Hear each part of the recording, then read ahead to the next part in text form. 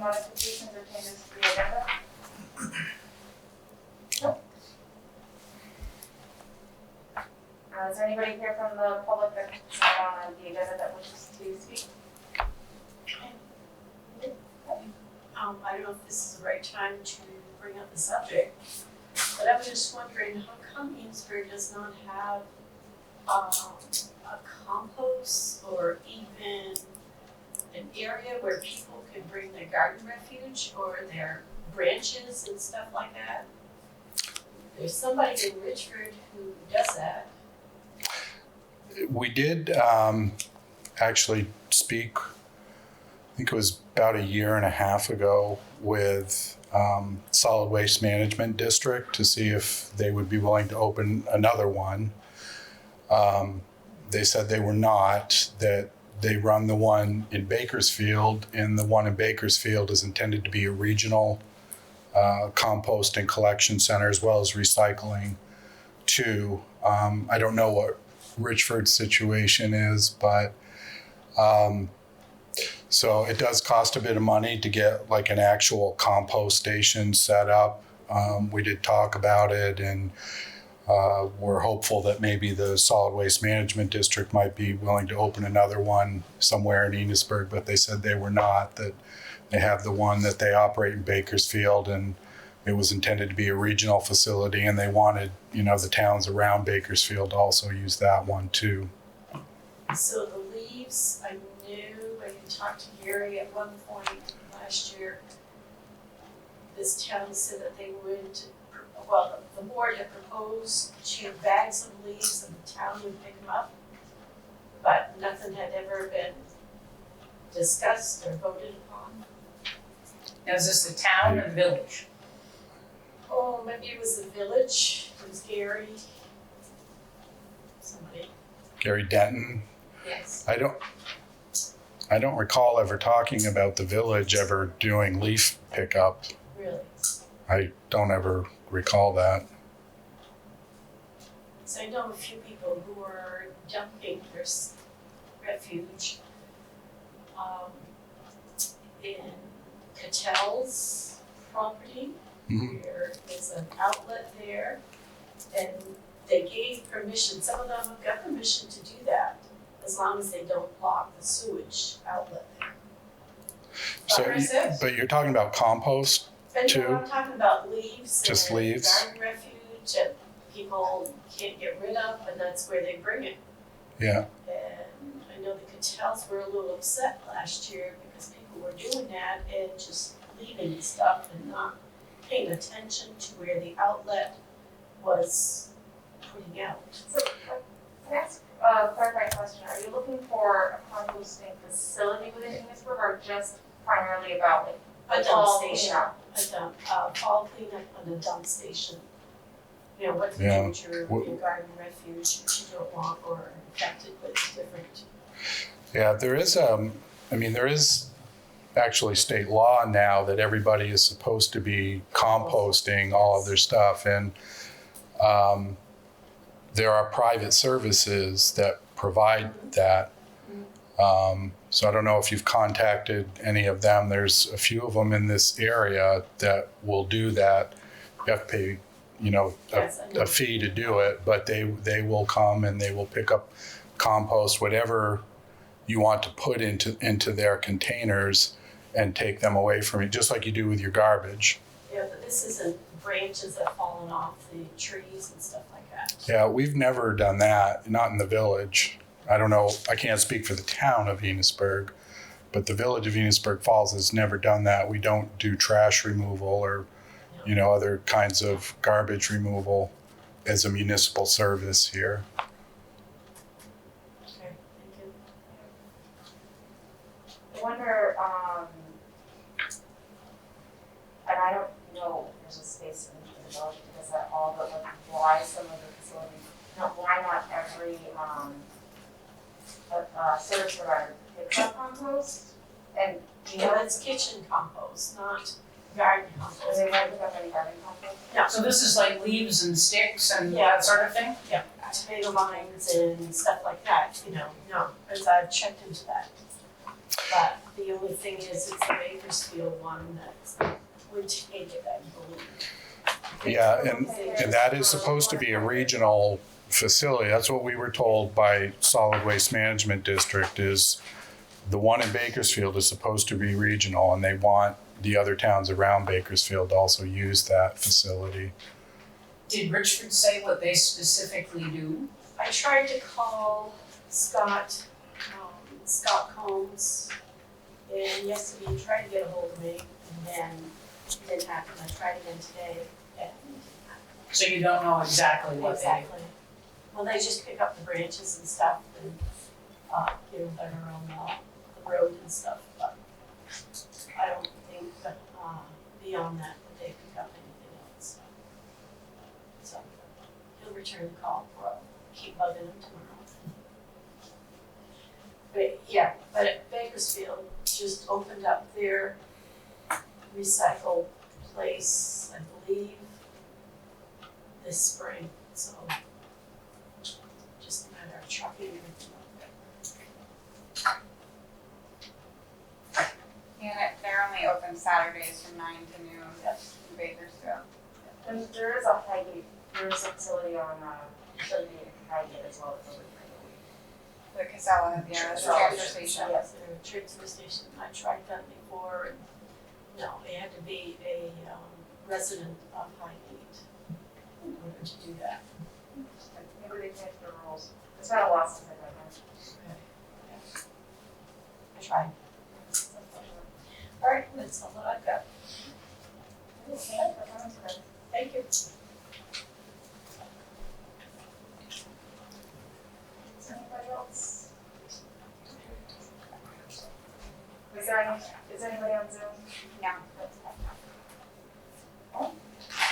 So next we'll move on to review and approval of the minutes. Everybody have a chance to review the minutes? Make a motion to approve the minutes. I move we approve. Second. All those in favor say aye. Aye. Okay. And next is our proposed electric department AMI project presentation. Kendall and Tim.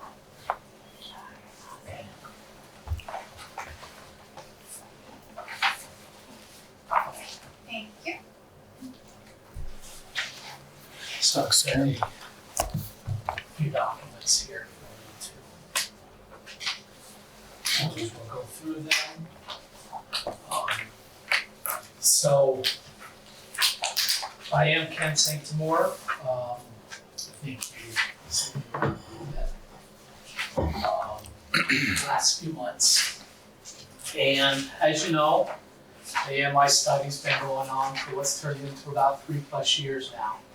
So as you'll see when we go through the timeline, we've done a lot of work with it. We've really taken a deep dive into what technology is available. As you may be aware, a lot of utilities in the state implemented this about, 9 years ago, 10 years ago? 2009 it started. 2009, so it's been over 10 years now.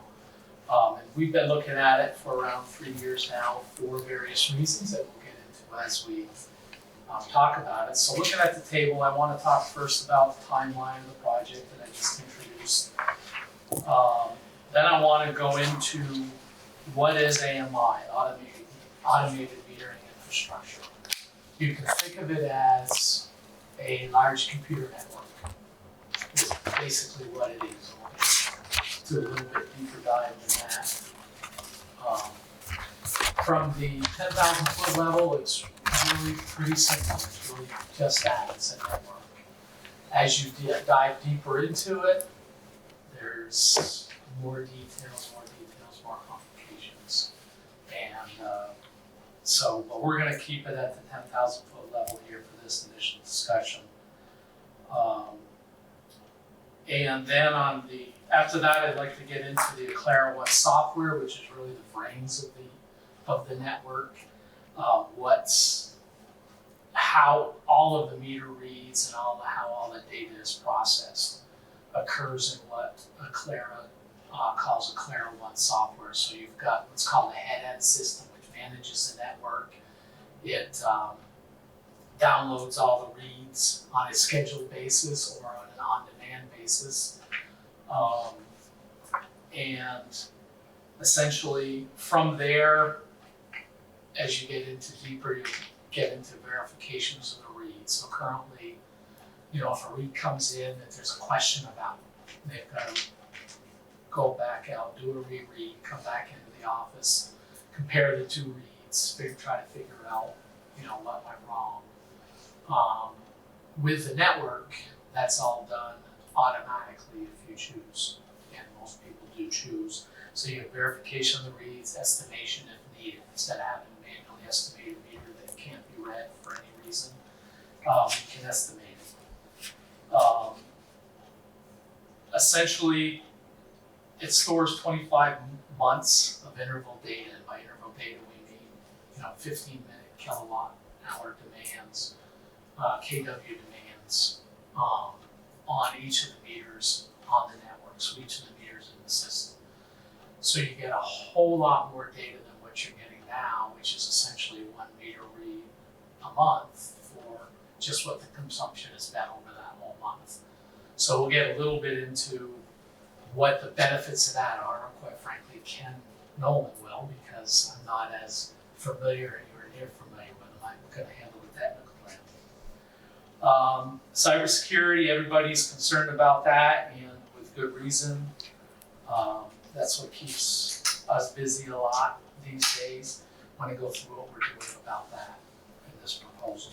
And then last but not least, benefits, and we'll get into the executive summary that Lemmerher Consulting has prepared for us, or for you folks, ultimately.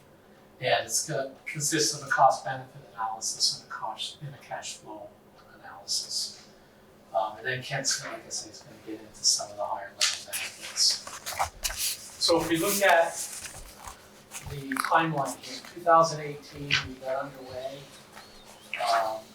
August 1, we signed the contract with Lemmerher Consulting. She's been in this office as well as all the other VEPSA member offices to essentially find out what's here, what's currently in for a customer information system, how the billing's done, what meters are out in the field, how many of them, where are they located, what type of training that you have here in Enosburg, because all of that goes into designing these networks, trying to figure out which vendor you're going to use. So she came on board in late 2018, did the site visits and interviews. That turned into some readiness assessments, which again looked at what I just mentioned, see where the municipal electric systems were at that time, how ready are they to accept it. We've really found some positive results out of her initial study, that the billing systems that were in place will at least be able to do some flat file transfers into it, so we don't really have to go and upgrade CIS systems all over the place in order to implement a network like this. So that was a positive sign. So after that, I attended Distributech back when we could travel for business, and talked to a lot of vendors, got some good information, talked to them about our project, invited them to participate in the next phase, which was essentially an RFI, a request for information, where we sent out a detailed questionnaire to 11 different vendors from around the United States, and just asked those types of questions about what their systems can do, what their background has been, how many customers they have, etc. So that was another detailed process, and that was evaluated by a large group of stakeholders. A number of the village managers participated. Ken, as the VEPSA manager, general manager, participated. VEPSA staff, there was 4 or 5 of us on the staff that went through these results, as well as the members. We had groups with accounting backgrounds, metering technicians, billing clerks, and so a wide range of skill sets were involved in evaluating these processes. From there, we narrowed it down to 3 vendors and did a follow-up RFP, so a little bit more of a formal process with formal scoring. There's actually numeric scoring that was done, and Matt Miner was the person from Enosburg at the time who participated in this. So we spent most of 2020 doing that, checking reference checks, and selected the final vendor in 2020, Eclair Technologies. We've been working with them all year this year, hammering out terms and conditions of the contracts, developing a statement of work, and currently undergoing legal review of all those documents. And some of the things that we can talk about today, probably at a high level because they just aren't that far along yet, but we do plan to keep those moving.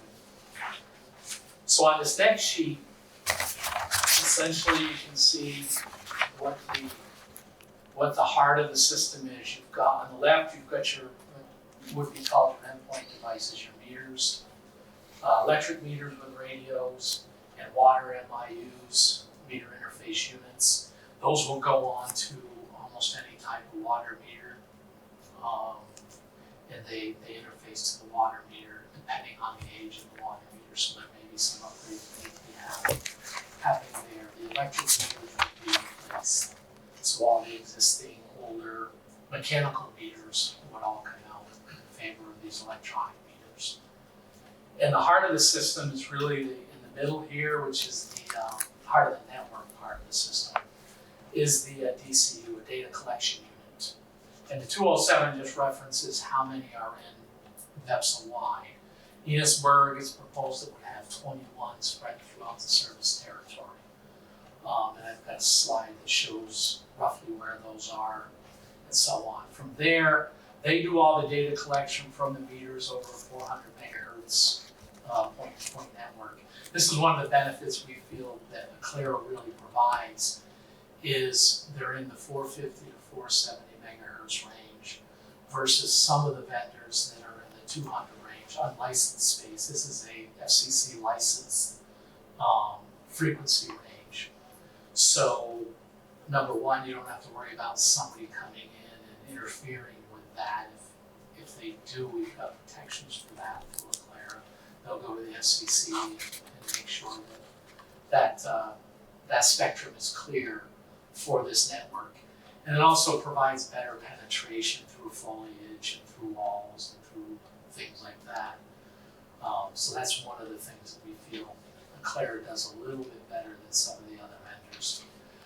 From the DCU, keep in mind we're going to have 21 of these spread out throughout the service territory, throughout the towns here.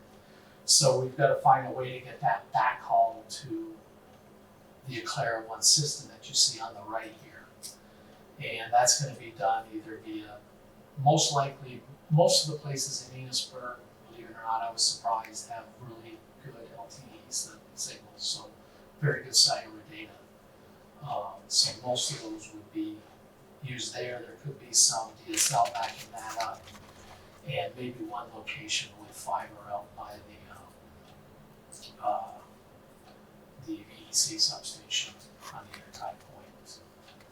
So from there, all that data is carried back, and you can see here the network stack of the Eclair One software is where you have the network management function, as well as the data collection function, the meter readings. That can be a large number of quantities: energy, reactive energy, voltages, and anything, a lot of quantities that engineers can throw on there to bring back in. Again, it's 15-minute interval data, not just one read each month. So it's a very powerful set of data that we would really be able to take advantage of. So in that stack, it's kind of where all the magic begins to happen. with all this data. So on the next page, you can see where the 21 DCUs would be located. So essentially, again, all the meters would interface with one or more of these. If you see here at the top, the very top one, you've got 2 on Water Tower Hill Road. The one by Enosburg is, I believe, the VEC substation. And then throughout all the way down to Bakersfield, over into the Sugar Maple area, to the east here. All the way to the left, I believe, is the one on Sheldon Road. So that would be pointing down into the valley west of the village here. So I think maybe the best analogy, the best picture we could paint of this is if you look at, compare the meter being your laptop, and you're sitting at home, you know, on the couch and you're doing your work on your laptop. Somewhere in your house is a Wi-Fi router that's connected to your internet connection, consolidated. That's what these DCUs are. It's essentially, they're similar to the router in your home, and the meters are similar to the laptop that you're using. And it's connected radio in a Wi-Fi environment. You know, it's either 2.4 gigahertz bandwidth or 5 gigahertz bandwidth. Those are typically the 2 Wi-Fi spectrums. This would be 450 to 470 megahertz, which is where we can get the greater distance. So essentially, you can look at these brown dots as your Wi-Fi router, but in this case, it's kind of a souped-up version of that. Really, that's really where the similarities start and end. And then if you look at the next page, you can see that those, they're orange in this case. And I just kind of zoomed into a little bit of that map that we're looking at. This is the northern part of the village going up Water Tower Hill. And then you can see the main village here where all the blue dots come together. And again, meters are your laptops, orange dots are the DCUs, or equivalent to your Wi-Fi router. So that's how I like to look at this network from this level. It's basically that simple. Instead of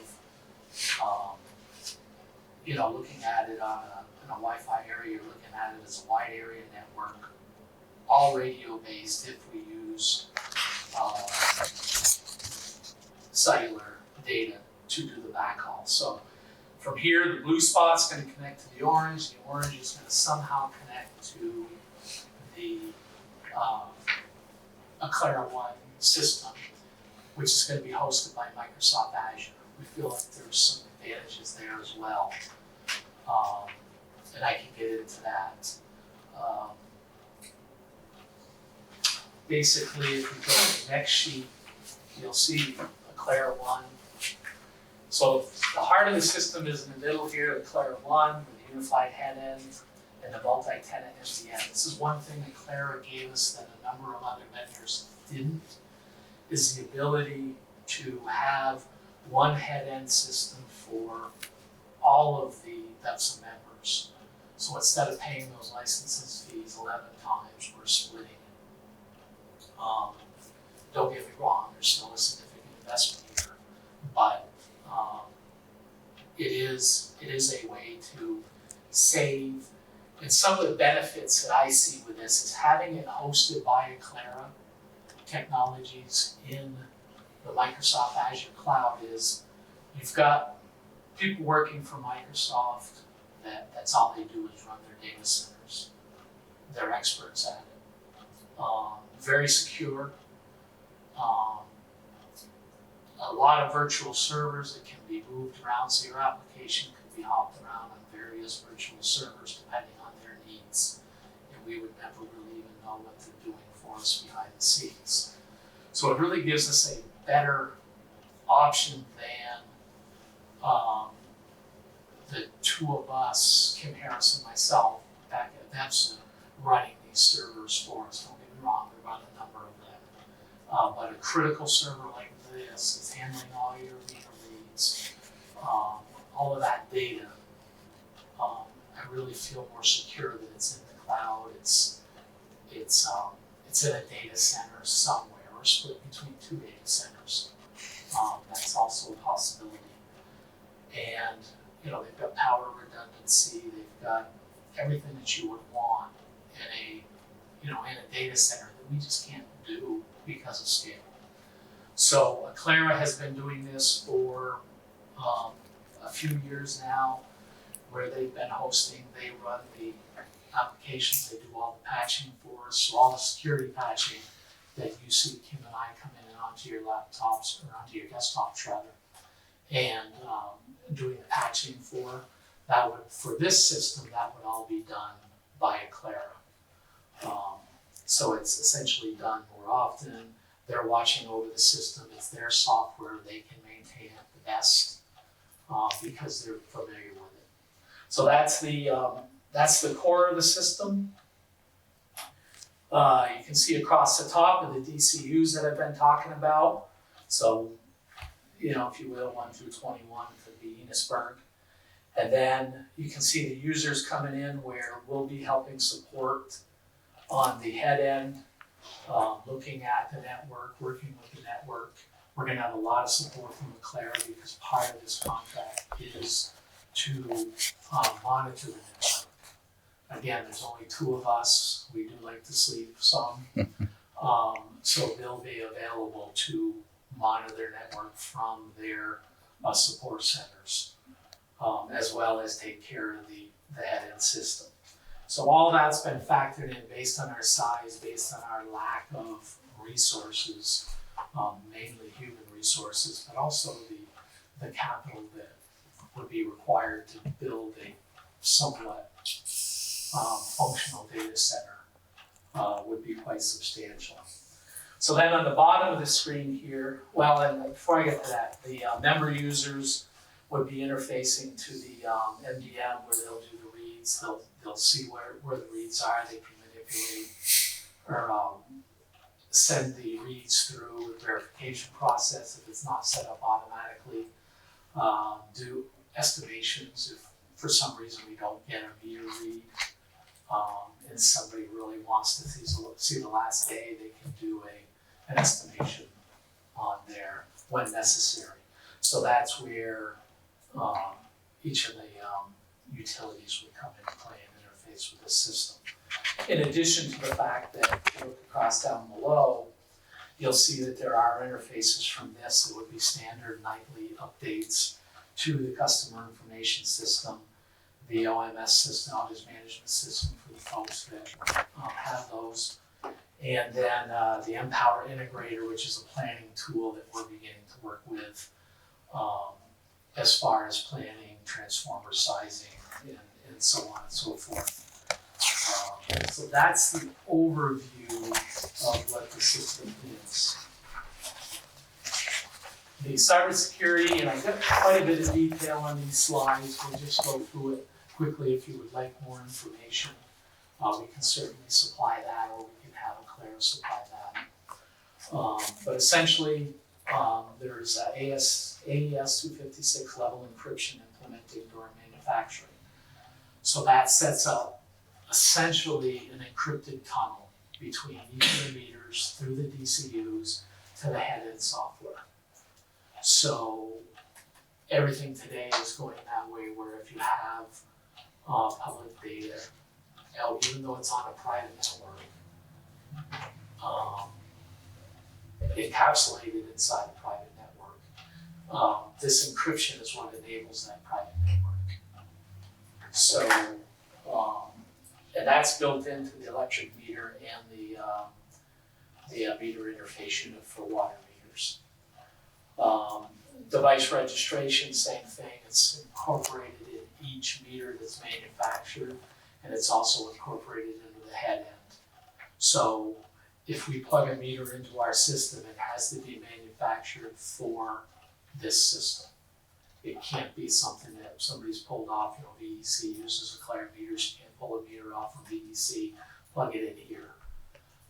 Because that would be recognized as, a foreign meter. It doesn't belong to Enosburg Falls, what's it doing on your system, and there's just protections built in for that case. And it could also be any other device that gets plugged into the network. Somebody's trying to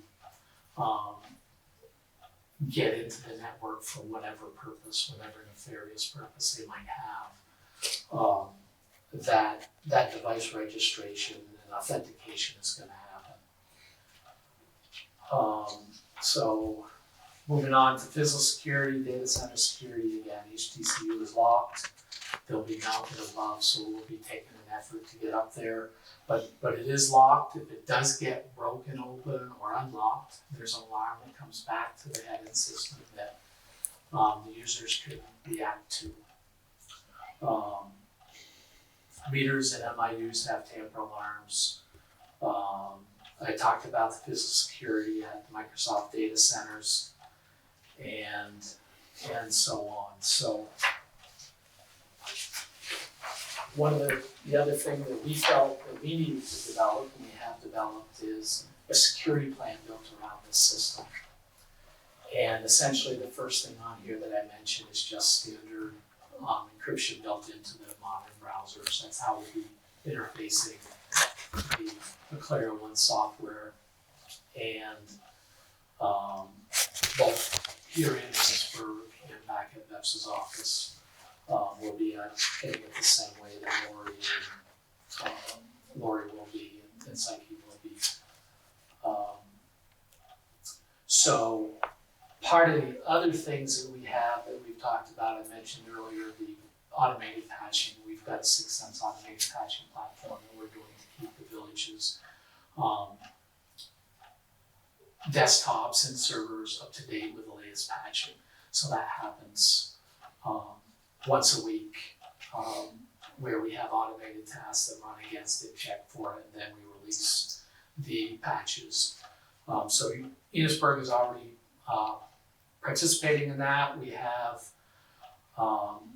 Endpoint Protection through a company called CrowdStrike, which Enosburg is also participating in. And that's a little agent that runs on all of the desktops here and all of the servers. And essentially reports back to their security operations center. So it's referred to as Security Operations Center as a service. And as I say, Enosburg is already participating in that, so this system will be an add-on to that process. Any remote access that comes into the office here, there's multi-factor. So they'll call in, they'll connect in, they'll enter their password. It'll mimic back to a device, either a cell phone or an email address, a one-time code like you see with the banks. That's implemented here for remote access. And then finally, user awareness training. We have essentially what's called anti-phishing training. The vendor that we use for that sends out emails to see if we click on it. If we click on it, then we're enrolled in training programs. So you're familiar with that, and Enosburg again is already participating in that. So that's so that's real good. So that's where the cybersecurity kind of dovetails into what we're trying to do here. So moving on to the investment end of it, there's basically two components of the upfront costs or the year one costs. One is the network and Enosburg share of the Clara One head-in and MDM. So if you look under here for year one RF, only all that means is radio frequency. Enosburg is using the radio network versus power line carrier. Then 503,541. Going across, we've done estimates for what the meter costs for it would be.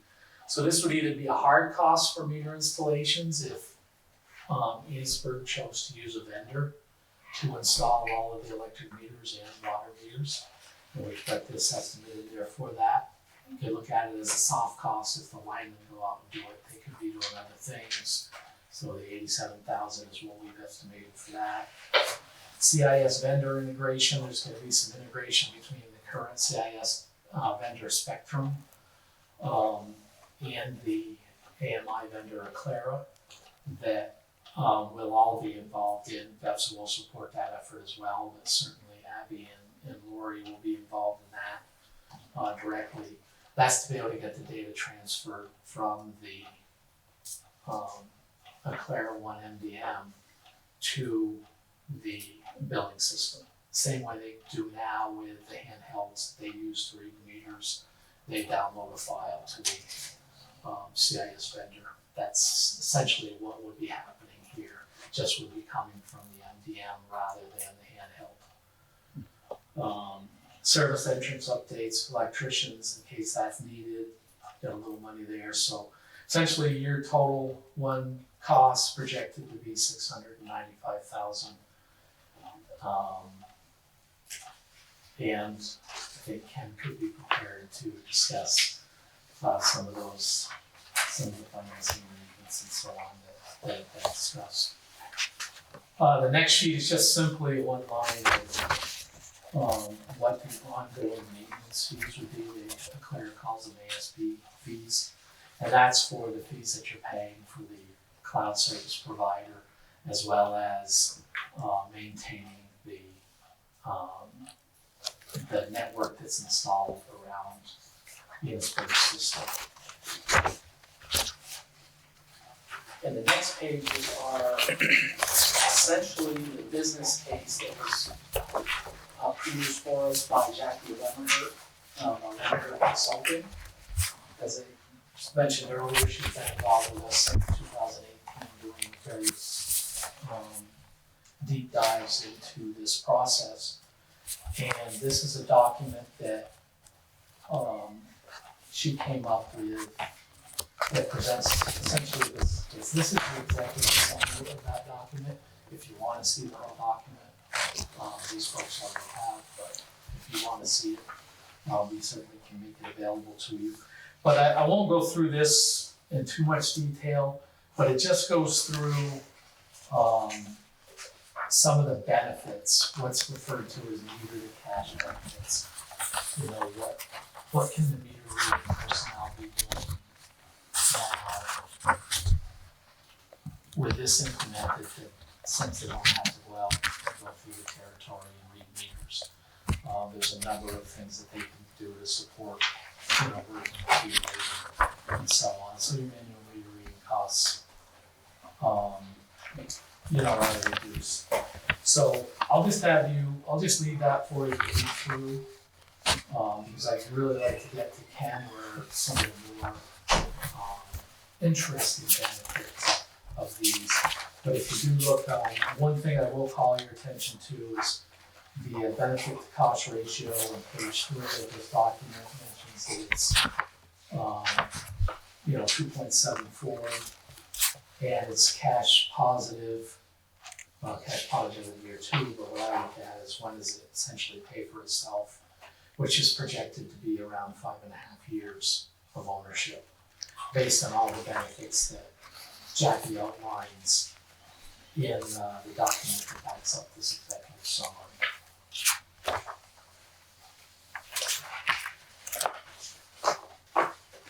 Do you want questions at the end, or do you want people to just ask as they come up?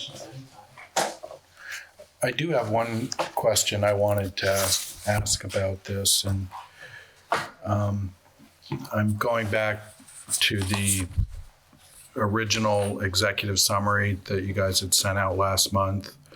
And there was one thing I noticed in here that I know it's difficult. I know it's hard to give projections on costs, especially in the particular economic times that we're living in with the pandemic and all the influences on supply and demand that have been happening over the last 2 years since we've been in this worldwide crisis.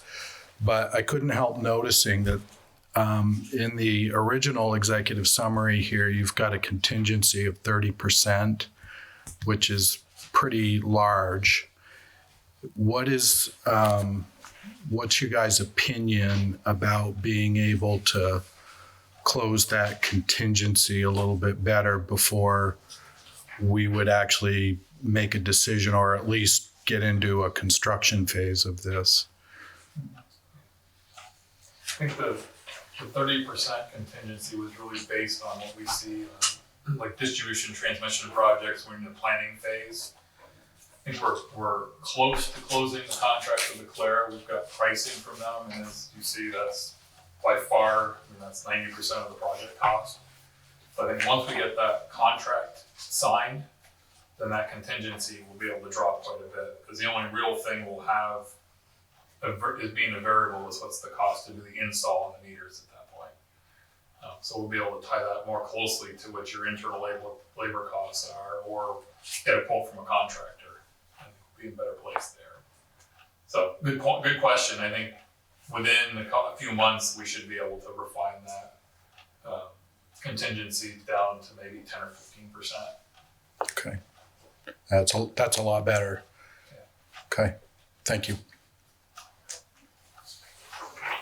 And so the only other thing that we had left is this next one, talking about analytics, advanced rates, regulatory requirements, that we have to see if we can turn that discussion over to Ken.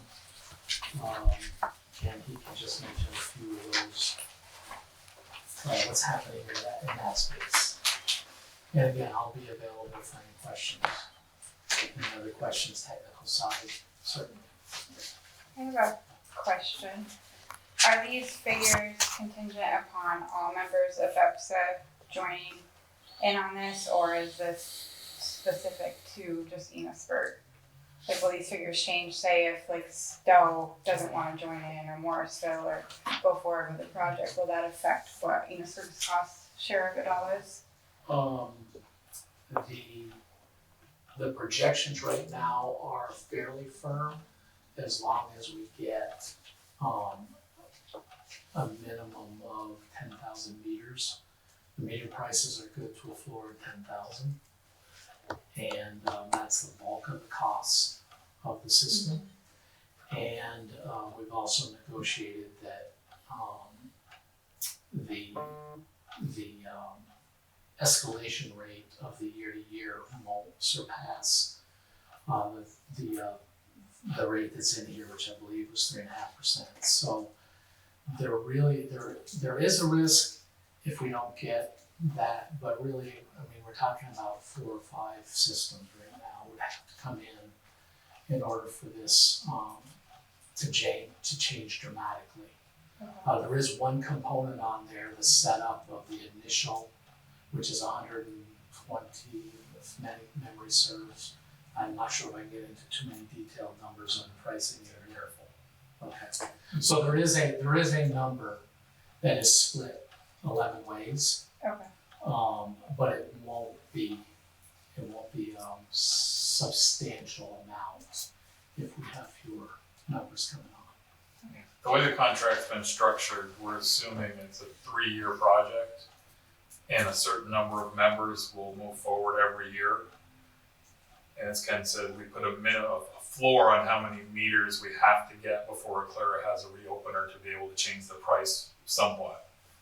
So the 10,000 meters, that's 1/3 of the meters across all of EPSA members. So assuming some of the larger utilities go forward, and we have every indication, like Swanton, Lindenville, Hardwick are all leaning that way, we should be well over the 10,000 meters.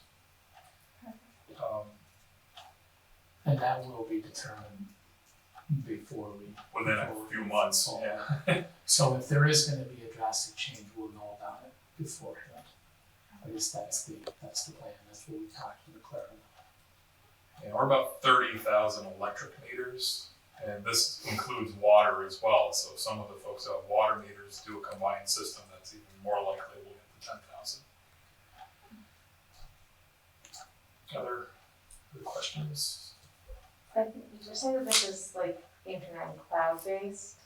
So what happens if the internet's down?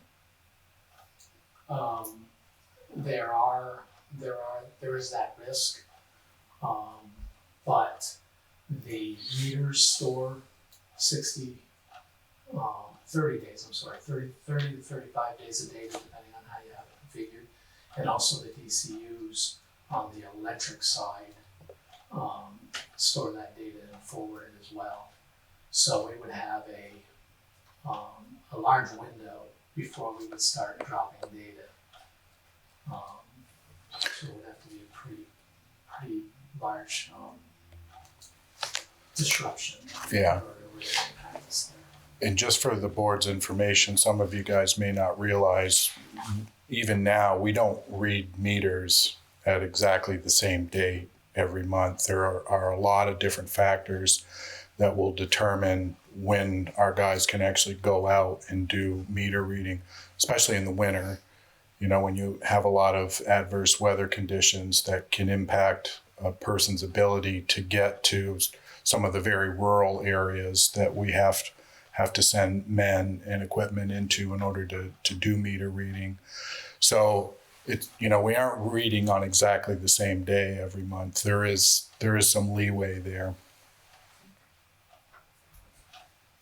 And quite frankly, with the system, that's another benefit of that is not having to send the meter reader out there. You know, so there is a safety benefit of it as well that kind of gets overlooked, but.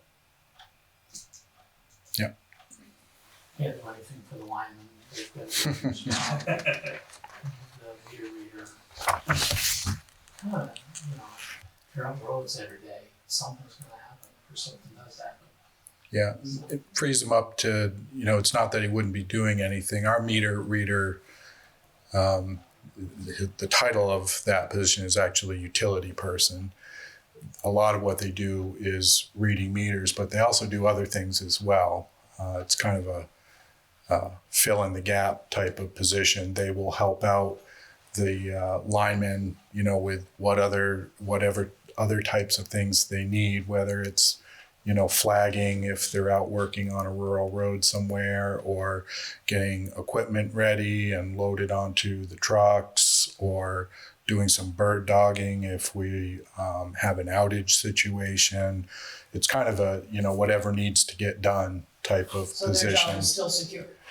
Yeah, so there would still be other things for this person to do, even if, as Ken had said, you know, they don't have to physically go out and read meters at every household now.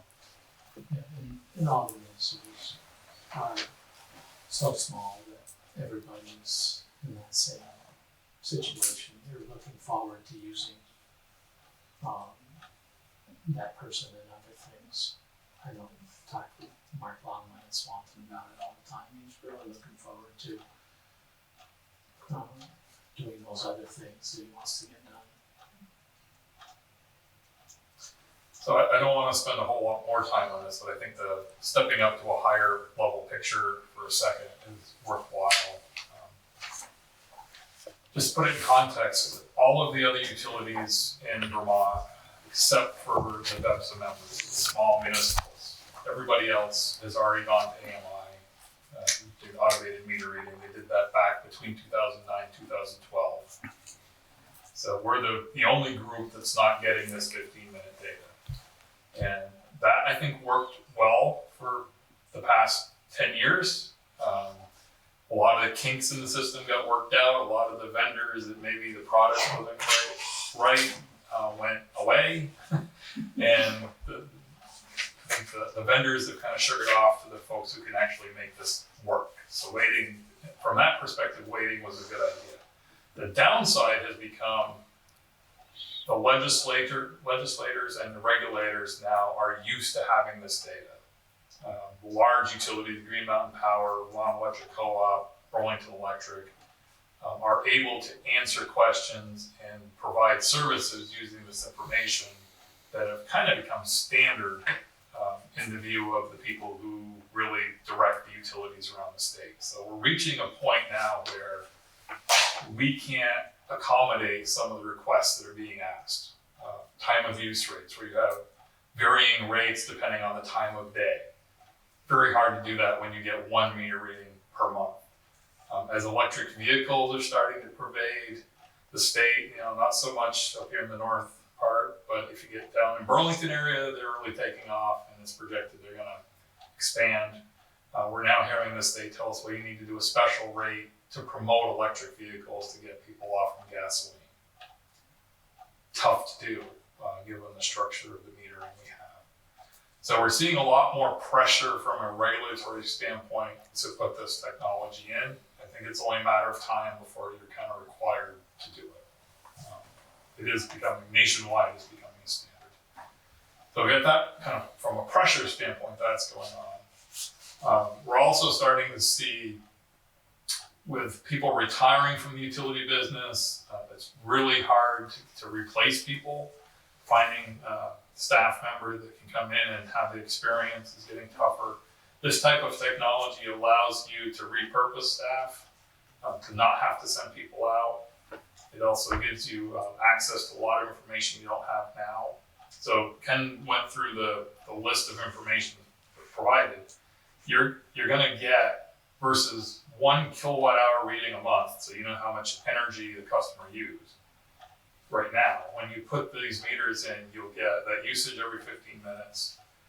You get reactive power every 15 minutes, so you get to see how efficient your lines are in moving energy around.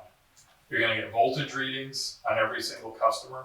So if there are issues on your system, those will become very visible, and you'll know where they are, what customers are affected. You can get reports back that when voltage goes out of a certain bandwidth, it will notify you that the customer has a problem. For outages, you'll get, when the meter loses power, it automatically sends back a message saying, I've lost power. So you're not waiting for customers to call, you're not having to go around and chase outages, you have that information coming back. We would be able to use it at VEPSA for doing load forecasting, much more accurate idea of what the load's doing and where we might see it going. When we need to go out and buy power for Enosburg, we'd be, instead of trying to estimate based on a monthly number, we'd be able to really shape the power purchases more to what your customers are doing. So you get a lot more efficiencies. Ken talked about Mpower. That's a mapping software that we've now installed at VEPSA and we're standing up for all the members. So you start to be able to look at individual transformers on your system, the circuits, the lines that are conducting power, whether they're getting overloaded, whether they're having issues, and you can get to do preventive maintenance and see problems before they actually have the power go. There's a lot of operational benefits there. From a staff standpoint, you also, not only can you get the meter readings automated, but you can push a button and get a reading from particular meters. So if someone calls up with a billing complaint or has a question about what's happening, you can target that meter while they're on the phone and get information back. If you have to do disconnects, these meters come with an automatic disconnect and reconnect function. So if the customer's not paying, you're not having to send somebody out to shut the power off and incur the cost of getting there and then have an irate customer that you're dealing with. That can be done from the office. Same thing with turning the power back on. You can reconnect them from the office. So operationally, you get a lot of benefits as well. That's where we're headed, and this is part of an overall technology roadmap we're trying to put in place. The metering is the first stage. We're doing right now, looking at getting the metering up and running. We're doing a geographic information system, so it's a digital map of your entire territory. Then we can link those two together, and that gives us the base to really start doing some of this analytic work where we can start to give insight into how the system's operating. And really, from there, you can start to give information to customers. You can do a customer portal. You can start to do these time of use rates and react to high bill complaints and things of that nature. So that's really where we're headed. On the financial side, I just want to leave you with a couple of things. The price tag, most of the utilities we go to, they see the number and they gulp and breathing stops. So we recognize that's a hurdle to overcome. We've been talking to our bankers. I've got a meeting on Friday with one of them. We're honing in on being able to do a construction loan and be trying to get to a position where if the member utilities doesn't feel like it can handle the capital requirement itself, that we can finance it and then turn that into a monthly charge to the members. So it makes it much more palatable, I guess. Instead of you having to come up with the funds out of your own reserve, we can carry that on VEPSA's books and just make it an operational cost. So it smooths it out for you. The other thing we're looking at pretty heavily right now is state of Vermont got a bunch of money. I'm sure you're aware of the ARPA funds that came out in January. This money seems to be just flowing from heaven right now. The legislature has asked all the utilities if they have any projects that can use funding. We're being told there may be up to $100 million that's out there in the state. The total project for VEPSA, the metering, amongst all the members, runs it's about $12.7 million is the project projection we've got. We're actively working with the legislature now, trying to get some of that money they have earmarked for this project. Can't have any guarantees, but the first conversations we had were kind of promising that they might have the funding available. So if we can get that federal aid targeted for this, then it would just buy down the cost for everybody. Whatever we can get, we'd spread across all the members that are participating, buy down the cost. So more to come on that, but it's top of our list. I'll stop there and answer questions you have to a higher level. Ken can do the details.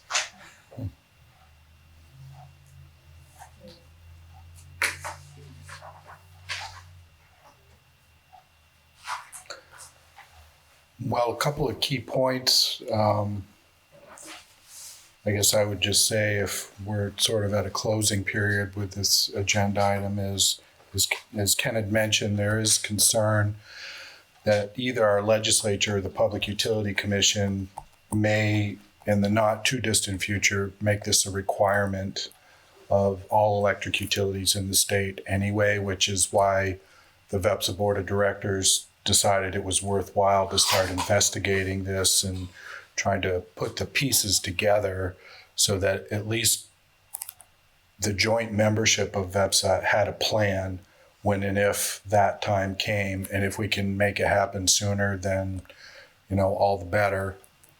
And if it is something that Enosburg Falls Board of Trustees is interested in pursuing, another key point I think that was made by Ken and Ken is the efficiencies of the way we're looking at doing this is, VEPSA is a joint action agency and they work on behalf of the 11 municipal members of VEPSA that have electric utilities in the state. And so if we share the costs in this together, that's going to be the most efficient way to make this happen for each of us. So moving forward together as one agency under VEPSA, but still getting what we need for all our individual respective service territories.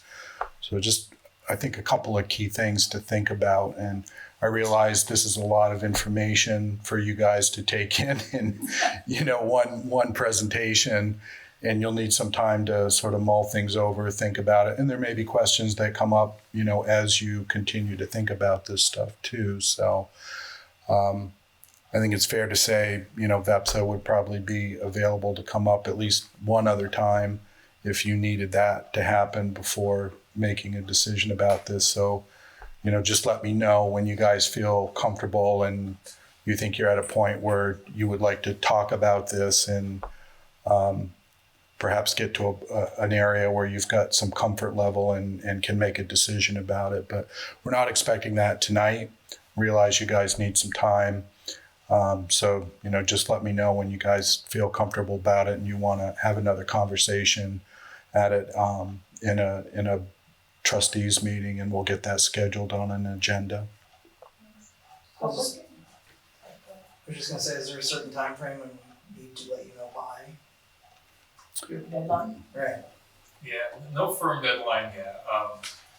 As Ken said, we have a final Aclara contract, so that the way this is set up, the contract with one between Aclara and VEPSA. We have one contract there, and then separate agreements between us and each of the members.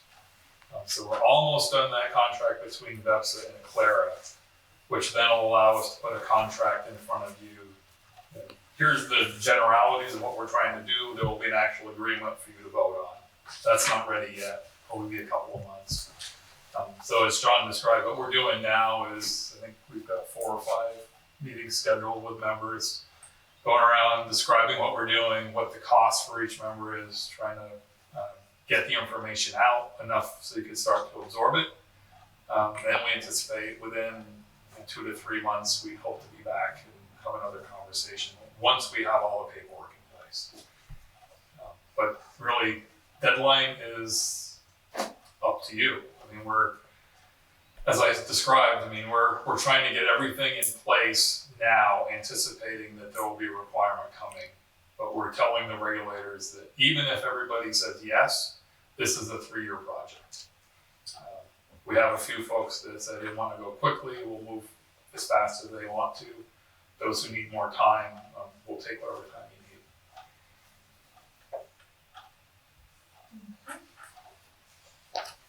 Anybody else have any more questions? Just a water reading. Yeah, thank you so much. Yes, thank you. That was very thorough and you have to digest this, for sure. Yeah, there's some extra packets here. I'll make sure to keep. He's been on the board long enough, so I think he's.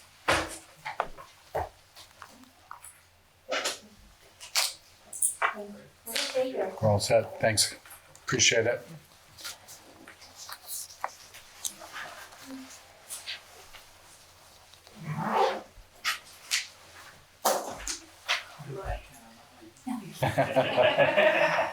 Have a good drive. Alright. Next up on the agenda is the Lincoln Park use permit request for the American Legion Post 42 veteran status. Now, you did say Lincoln Park, right? Yes? Yeah. Notice the dock here is on Maple Park. Right. So this morning, actually, they got me a revised application with 2 changes on it. So yes, they needed to put in Lincoln Park, not Maple Park. And they also changed the contact person to Daniel Cunningham. Dan Cunningham, you guys, I think, know him, rather than Richard. And so those were the only 2 changes they made on it. Everything else is the same. They ticked the correct box for the correct park and changed the contact person to Daniel Cunningham. But I did get that revised application this morning. Yes, this is something we request every year. With a little bit of an addition this year. I believe, Yes, sir. the rededication of the doorway. Oh, we had a question about that, yeah. Yeah. I mean, by the timeline, it doesn't look like it's gonna take very long. No, it's Because it's still still slated hour. on an hour, so. Yeah. But it's certainly an important day. Absolutely. Yeah. I was reading this. Remind me, are the toilets still, when did those get returned? Would they still be available to them for that day? No, we take them down the end of October, but Dan had said to me in an email this morning that they didn't feel they needed any portalets Yeah, they have. because it's not gonna, it's gonna be a pretty short ceremony. Must have after themselves. Any questions on this or not? We'll take a motion to approve the application with the 2 changes mentioned by John. I'll second. Okay, all those in favor say aye. Aye. Okay. Item 6, set a special joint meeting with the town select board. Again, if the board flips in your package, you'll see a memo from myself to you. I have heard back from the town of Enosburg regarding getting a special joint meeting together with them. Billy Jo Draper, town clerk, got back in touch with me, and she has confirmed 6:30 p.m. on November 23rd. The meeting would, of course, be up at Emergency Services Building to accommodate, both boards and possibly more people from the public than we generally get at our respective meetings. And currently, the agenda looks to be two things for the joint meeting. Going over the law enforcement contract, which was an issue that came up earlier this year when the village learned that the town had reduced the number of days within the law enforcement contract to 5 days a week rather than 7 days a week. And some of the Board of Trustee members earlier in the year had requested if there could be a discussion with the select board at a future joint meeting about that. So that's one potential item. Can I just add to that too, there's also the change to the summer resource officer's contract as well. Yes. Was part of that, so there was two parts of the enforcement contract. Yes, thank you, Heather. That's right. That was the second change that the select board made in the law enforcement contract. And then the second thing is the town is interested in giving a presentation and discussion to the Board of Trustees regarding some of the plans to develop the town recreational fields up at the Emergency Services Building. And I think Amy Brewer is going to be working with the town to put together some kind of presentation. And so that could be a second thing. So I don't know if there are other things that the trustees have in mind. If there's something of an executive session nature, let's discuss that in executive session. But if you've got something that would be on the regular part of the meeting, now would be the time to let me know so I can contact Billy Joe and we can make sure we get the joint meeting agenda put together and everybody knows what's going to be on it. So any thoughts about that? Do these two items seem okay? Remember too, you will then, after the special joint meeting, then have your regular Board of Trustees meeting after this as well. And technically they're two different meetings. Something that I think would be really great to do while the two meetings are together, but I'm not sure how this works, is it'd be really great to take the opportunity to have a Vermont Youth Project presentation. Normally, I'm the person that gives Vermont Youth Project presentations, but we do have other people, so I don't know if it's something I could step away from to give a presentation or just call on my partner to do the presentation on my behalf. I guess I'd leave that up to you, Heather, to decide what you think the proper thing to do with it. Conflict of interest. It's just informational. Right. Yeah, if Shouldn't be you're a problem. just presenting information, you're not asking for an action to be taken or anything. It's probably not a conflict of interest there that I could think of. Okay, so I would love to have that on the agenda as well. Okay, so how would I phrase that again? Vermont Youth presentation. Vermont Youth Project presentation. Okay, I'll let Billy Joe know we're gonna add that as well then. Yeah, I don't think when I was doing presentations, I actually gave a presentation to the village. I think I just gave one to the town. This kind of connection with school stuff, but I think it'd be better to share with both municipalities. Okay, will do. So does that sound agreeable to everybody? Special joint meeting on November 23rd, 6:30 p.m. at Emergency Services? Okay, we'll get.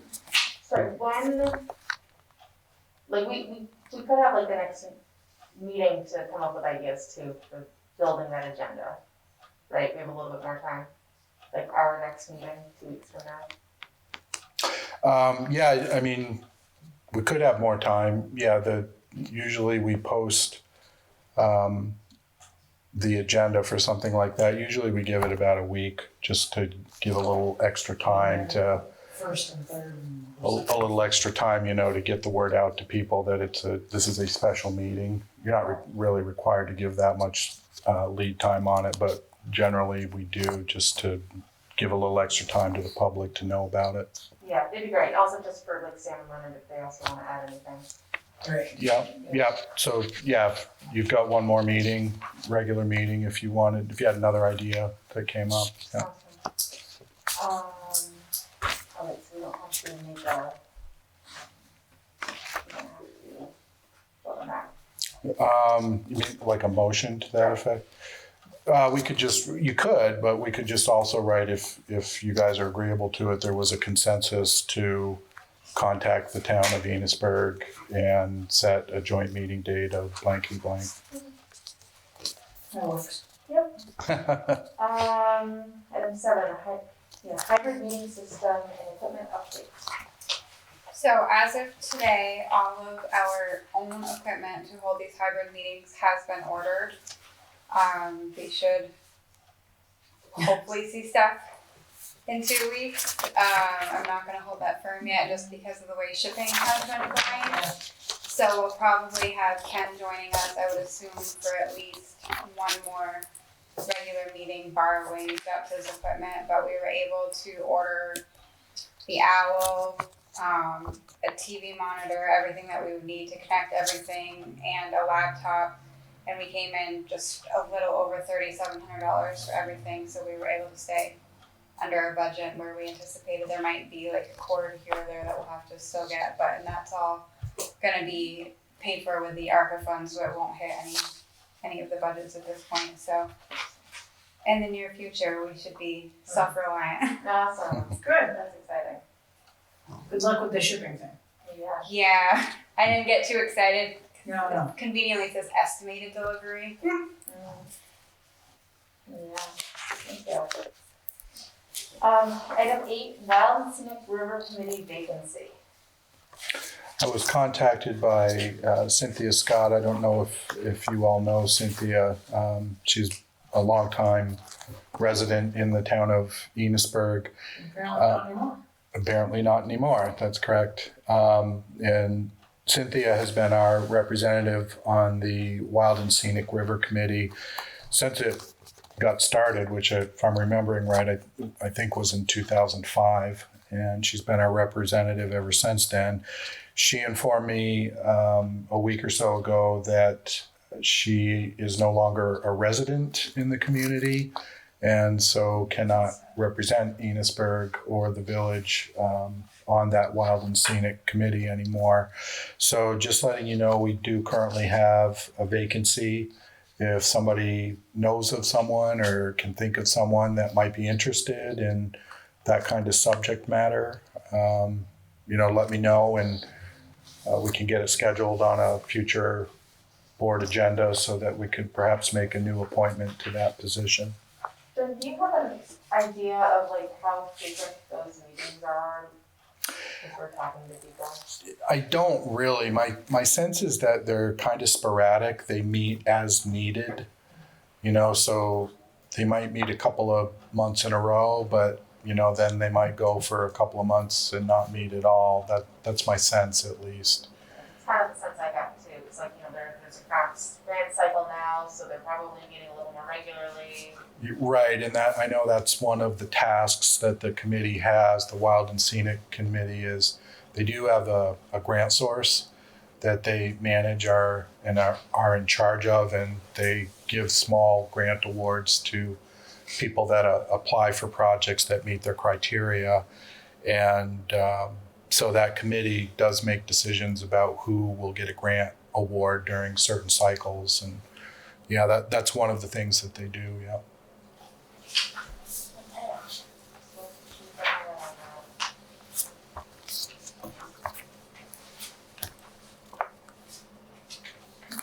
Item 9, village holiday schedule. As has been done in previous years, the village employees are requesting of the trustees that the village offices be allowed to be closed the day after Thanksgiving. That day is not a recognized holiday in our personnel policy. Thanksgiving is, but not the day after Thanksgiving. And historically, the trustees have always allowed the offices and other associated facilities to be closed the day after Thanksgiving, provided that all the employees take their own time off, so vacation time or comp time, in order to do that. It's not a recognized holiday under the village's personnel policy, but the trustees have historically allowed that to happen as long as everybody takes their own time off to do that. Along with that, I'm checking in to see if the trustees intend to hold an employee holiday luncheon the last working day before Christmas. That is also something that traditionally, historically, the village has done the last working day before Christmas. We close the offices at noon, and then there's a catered lunch in here for the employee, including the trustees, as you guys are employees as well. And I don't know if you guys wanted to do that again this year or not. Last year was the first time we did not do that, and that was because of the pandemic and the requirements concerning COVID-19, and just wasn't going to work to be able to do that with the social distancing and having to wear masks and stuff like that. The requirements, as everybody knows, are now dropped in this state. So I don't know, if that's something the board wants to do this year or whether you think it's not a good idea. Last year, the board decided that it'd still close the office at noon, but we just weren't going to do the Christmas luncheon. Well, the state's at an 80% vaccination rate right now. Right. Booster shots are rolling now. Yep. Yeah. I'm comfortable with it. We always ask the board anyway, because that's not a given. There is nothing in, the personnel policy again that says we're going to close the office at noon the last working day before Christmas. I'd say it's pretty good for morale. I would agree. I think the employees like it. It's really the only event, if you want to call it an event, that the village does to, kind of bring all the employees together at one time and sort of, share a meal, give them time to talk with each other just socially. And it is kind of a nice traditional thing that the village has historically done, but we are living in a little different times than we have previously. We also need to live. Yes, I agree with that, but I don't want to make assumptions about anything. Right, so I don't know anything about this luncheon because they don't know anything about it. But 1,000 years ago, EBA did an appreciation meal one night when the vocational center was actually almost brand new, and we did it for the guys that plowed the streets and climbed the poles and picked up the garbage and all of that sort of thing, and it was fantastic. I don't know when I ever saw people more appreciative of something that had been done for them. So I think this kind of thing means a lot. Yeah, I know the employees enjoy it. I know people were a little disappointed, although they understood Everybody the was reasons. disappointed about all of it. Right. They understood the reasons why last year, but I could tell there were a lot of people that were kind of disappointed we couldn't do that. But General consensus from what I've heard is they want the luncheon this year. yeah, but it's not a given. There's nothing in our personnel policy that says the village will do this. So every year we ask anyway, to see if this is something that the trustees want to do again. I'm game. Yeah, I think as long as there's nothing that changes Right. for the You know, negative. if we don't have a brand new variant or Yeah. some ridiculous thing. Yeah. In December, to probably again look at the boosters and children vaccines. It's even a better space than what we're in now. Yeah. So we need to make the motion. Can we move on both things at once? Sure. Okay. So I move that we do the Thanksgiving thing and the holiday luncheon thing. And I'll second that. All those in favor say aye. Aye. Okay. Great. Thank you. And we will let the Dairy Center know as they're the ones that do the catering for us. I'm hungry already. You said you were big enough to go, right? You got it. And washing the dishes. Right.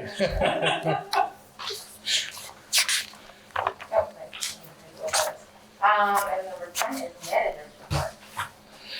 Okay, quick update on the noise ordinance amendment. I have received the draft from the City of St. Albans regarding this topic, as had been requested by the Board of Trustees, to use that as kind of a template for creating something that could be brought in as an amendment to our noise ordinance here in Enosburg Falls. I will just let you know, in their draft revision, there was a lot more in there than just covering loud exhaust systems. It was basically a total revamp of their whole noise ordinance, about 7 pages long. So I tried to pull the parts out that were just relevant to the exhaust system issue and tailor it so that we could make it as part of an amendment into our noise ordinance. And our noise ordinance isn't particularly large. It's basically like 2 paragraphs and that's it. So this would be an amendment onto that. And it has been sent to our attorney for his review. He'll get back to me once, he's got his comments in order. And once I've heard back from our attorney, I will schedule it for a regular Board of Trustees meeting for your review. And you guys will have your first look at it then. But I wanted to take it through all the paces first to give you guys the best draft I can get to you for your review of that amendment. And along with that, of course, the speed limit amendments that you guys had asked to be put in place as well. So, and I sent those to our attorney as well when I sent the noise ordinance amendment to him. So he's got both of those right now, and when he gives me his comments, I'll get it scheduled for your next regular meeting. Just want to give you guys a quick update on that. I will throw this out there that I really think St. Albans' noise ordinance is way too ambiguous, but that's my personal feeling. I don't think they're giving the quote-unquote perpetrator enough ground to fight in court if they want to. It seems like it's much more of a perceived thing than an actual, there's not like a decibel level or anything like that. It's just if if the cop thinks the car is loud from 50 feet away, he can write you a ticket. Some Yeah. cars are louder than others. Standing 50 feet from a people's Prius, you can hear Hearings it. are different. Right. I'm all for a noise ordinance thing, but I just feel like theirs was a little too ambiguous. Just throwing that out there. Yeah. Well, and when we get it Right. scheduled Yeah, when we get it, on a we- meeting, you guys can, give me Stick our feedback. teeth in it. Right, exactly. Let me know what your thoughts are, and as a board can discuss it and hopefully come to some agreements or compromises if need be. And I'm sure it won't happen, like that. There'll probably be a little bit of discussion. I think the last time we did a change to ordinances, boy, we had I think maybe 5 or 6 meetings before we finally hammered out the language, and all the board members said, okay, I can deal with that. I can accept that. So, it may take a little while, and that's part of the process, and that's okay. There's nothing wrong with that. Taste makes worse. Next thing, I wanted to let you guys know that I've been contacted by VTrans, and they've informed us that due to the continuing nationwide shortage on pavement marking materials, not all Class 2 roads will receive centerline markings this year. That's statewide. To date, none of our Class 2 roads in the village have received the centerline stripe. So my guess is at this point, given how late in the year it is, they're probably not going to make it to Enosburg Falls with this. So if, in case you were wondering, what happened to all the centerline striping on our Class 2 roads this year, that's the reason. They're saying Same way with the they widening can't. for the crosswalks, right? There just Yeah. isn't any. Yeah, they're saying they just can't get the materials. It's on a ship. Maybe, I don't know. Yeah. Then lastly, just wanted to let you guys know I was contacted by Franklin County Industrial Development Corporation, and they have asked me to be a guest speaker for an energy panel that they're creating as part of a new strategic plan for the future of Franklin County. So they're going to try and do a large comprehensive economic build out plan for the whole county. And part of that is going to include looking at energy issues across Franklin County. And they've asked me to sit in as a speaker on this energy panel. There's a number of other issues too, as I said, that they'll be looking at, like small businesses, manufacturing, hospitality and recreation, and agriculture, as well as other subjects as well, will be included in this plan that they're developing. So just thought I'd let you know that. This will be on November 4th at St. Albans City Hall, and I'll be speaking with these folks from 4 to 5:30 p.m. I'm not the only person on the energy panel. I think there's 4 total, so I'll be one of 4 on this panel. Tim Smith informed me. So anyway, just thought I'd let you know that. And well, I'll do my best. Sure, you'll do a good job. Well, thank you. And that's it for manager's report. Yeah. Number 11, other business. Can I ask a really weird agricultural question? Sure. Make it weird to answer. That was cool. No, I just have been wondering about the wandering of fowl in Enosburg. Do we have any kind of anything that says if you have chickens, I don't want them on my lawn, or if you have geese, I don't want them on my front step? Well, you know, you really ought to have the goose in. I think it probably falls in the category of, any kind of pet. If you have a dog or a cat. So that goose should be on a leash if it's not on your property. Well, I don't know about that, but you certainly have the right to go and complain to your neighbor. It would be handled by the animal control officer, which is not a village position. That's a town of Enosburg. Because I just have found it seems to be the latest thing.